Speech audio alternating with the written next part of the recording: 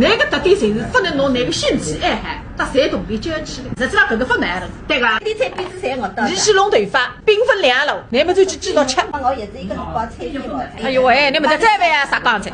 为两天饭个，你还出去采只蛋来？你讲你做三姊妹阿开，上个礼拜个眼睛嘛，下个礼拜个头发，那边村里头只有你一个人，来杯好奇，四无大地。哎，我跟那个特点侪是你两人侪欢喜红颜色的，我也红，你也红。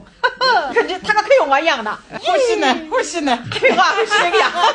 面孔啷个粉，黑得不得了，还搭个满孔，哎呦，全部侪是白个样，不能细看个，一张一点一点个也黑得个嘞，哎呦喂，侪是白颜色的帽子哇！哦，当然侪是他，你侪自然感，优雅的老去。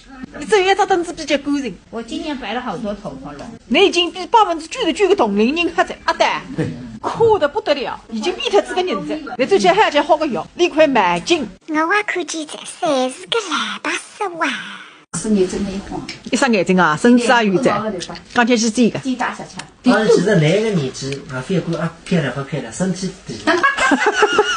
谁说啊？到23以后，个阿婆们还还吵吵一个问题。你到来年过年29岁。还有你们队伍做。哎哟，可是阿婆55只哇。说不定都在还花菜下面。